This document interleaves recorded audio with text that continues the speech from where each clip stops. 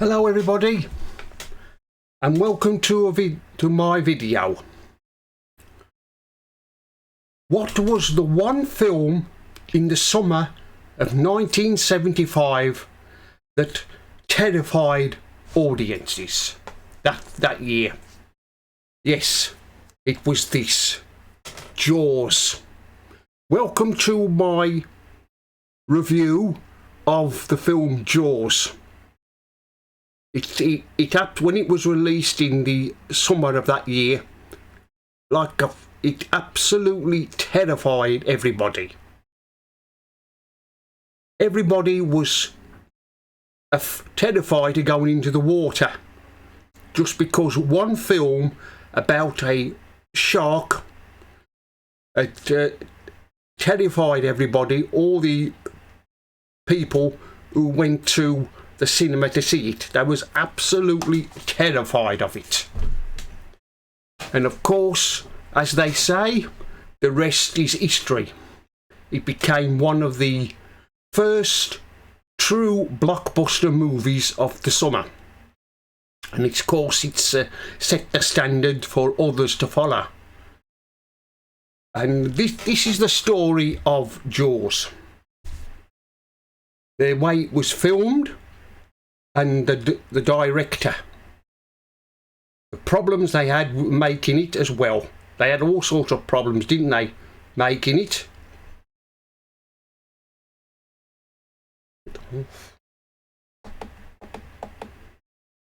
They had all sorts of problems filming it in the ocean. They had all sorts of problems making it. It was supposed to be a 55-day shoot, and it turned out to be 100. It took 159 days to film. It's a wonder it ever got released or made at all. Well, let's get on with the story of Jaws, shall we? The film Jaws is based on a book written by Peter Benchley. He wrote that book in 1973, and it was immediately it attracted the attention of producers David Zanuck and David Brown of Universal. They immediately snapped up the rights to the book because the book was a bestseller. And of course, then they had to look for somebody to direct it, and they looked at others directors to direct the film, but they finally chose Steven Spielberg. And of course, we know the history of Steven Spielberg's movies, the films he's made. He made Jaws, one of his first films, and Sugarland Express. And of course, this was his chance to make a really big blockbuster. And of course, the stories going around about it that Steven Spielberg was absolutely terrified of making this movie. He thought it was going to be a complete flop, and also the Universal executives at the film studio Universal, they thought it would flop as well. They couldn't imagine the blockbuster movie to turn out to be. A story about a mechanical shark terrorising beachgoers. They couldn't imagine what a success it would be, and look what it's done. As I said before in the beginning of my opening my video, it's absolutely terrified cinema audiences back then in 1975. And let's continue with the story of Jaws. Now that they found their director, they had to go looking for actors to play in the movie. I think they tried to get Lee Marvin to appear in it, but he turned it down.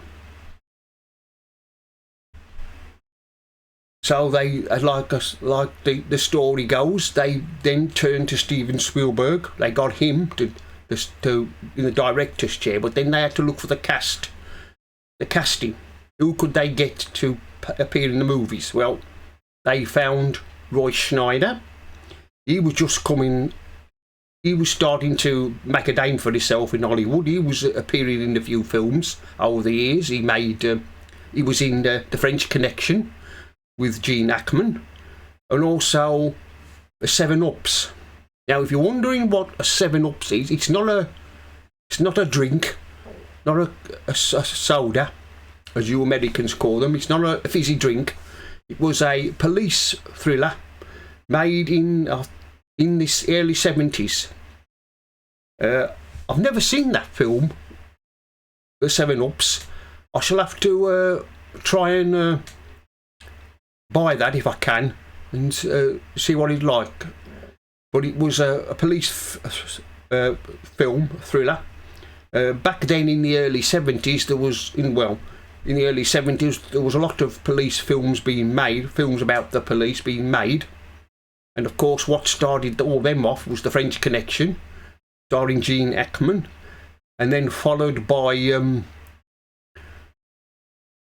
other police films about the police. Well, then, and of course, Roy Schneider has appeared in many films, hasn't he?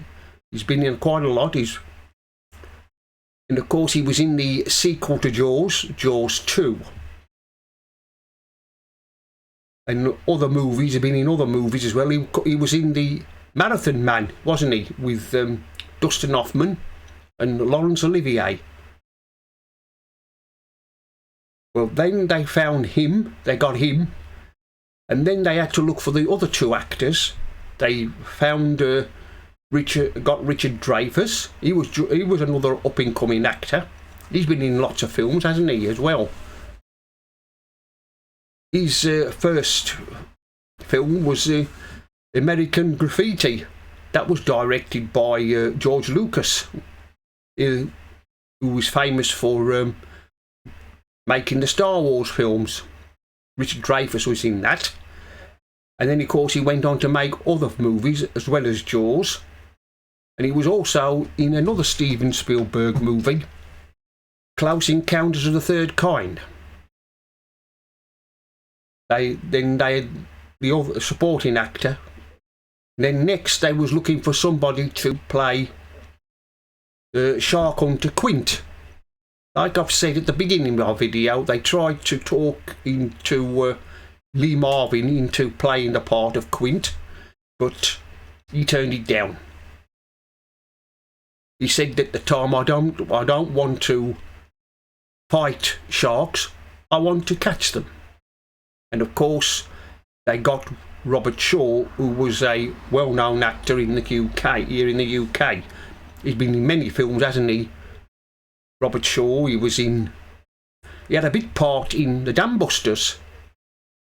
And he also made other movies. Of course, he was the villain, Grant, in From Russia with Love, with Sean Connery. He played a menacing villain. And of course, he went on to make more movies. He was in the Battle of the Bulge. That was a World War II film. And other movies as well as Jaws. And of course, tragically, he passed away in 1978. I think if he hadn't passed away, he could have gone on to make a great movie at the time. But of course, Robert Shaw was interviewed once, saying somebody asked him how he got on with his co-stars. He used to say that if you don't see me smiling, I don't like working with him. But he also said, if you see me smiling, I like to work with my co-stars. Of course, all the elements were there then when the three main characters were cast. Roy Schneider, Richard Dreyfuss and Robert Shaw. And of course, Robert Shaw, he had health problems. He was an alcoholic. He drank a lot. And like I said, he's unfortunately passed away in 1978. And sometimes in movies, especially in Jaws, he used to ask Steven Spielberg how I did, and he was, like I said, he had a drinking problem. Sometimes he would show up on set drunk, and like I said, he had health problems, that kind of health problem. Anyway, back to Jaws, and of course filming got underway, and they had all sorts of problems making this movie. While they was making it, the script was there was no script really. When the movie was being made, they had to keep writing the script as they was filming. And of course, the mechanical shark, Bruce, who Steven Spielberg named after his lawyer, kept breaking down. It was never working. They had all sorts of problems, and it was supposed to take just 55 days to film. Instead, it took nearly 159 days to film. And of course, Steven Spielberg to this day still has nightmares about making the film. He has panic attacks, and of course, trying to make a movie like that on the water is, well, it's never pleasant, is it? I think they they suggested the Universal, them who made the film, Universal, they did suggest to Steven Spielberg that he make it in the studio, but he said no, it has to be filmed on the ocean, and of course that makes a lot of difficulty to make the movie, doesn't it? Instead of in a studio.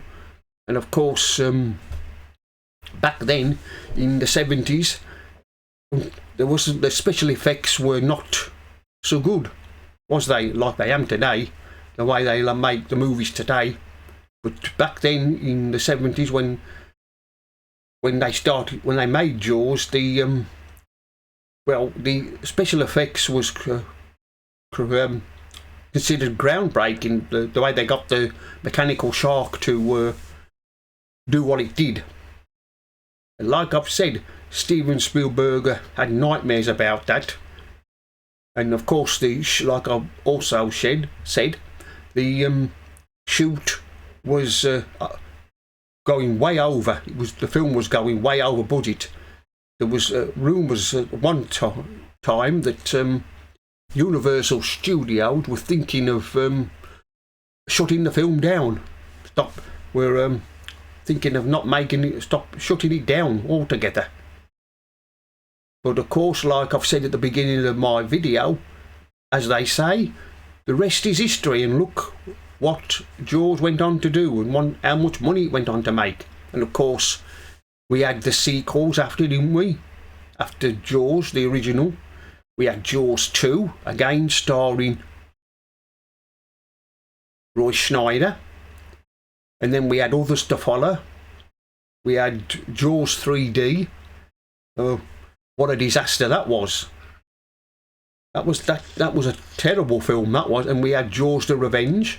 That one starring Michael Caine. I don't know what possessed Michael Caine to appear in that one.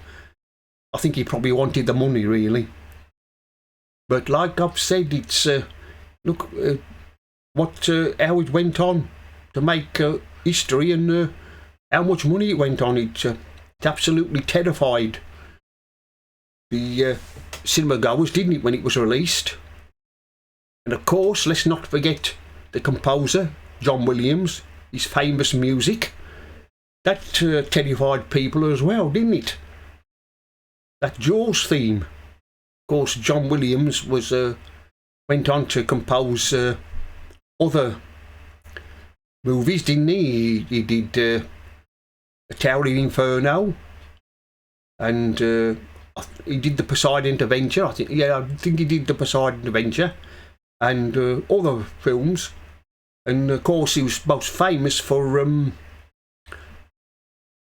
the theme music for Star Wars. Like I've said, it's now history, Jaws is, and it's his 50th anniversary. It was released 50 years ago yesterday, actually, the 20th of June 1975. When the first time I saw Jaws was not until May 1976. That was the first time I saw it, my local cinema. And well, you can understand what an impact it had on me and everybody else who went to see it. Well, here's to your 50th anniversary, Jaws. Let's hope we're still here for your 60th anniversary.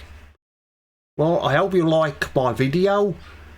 Comment, subscribe, and I'll see you all again in another one.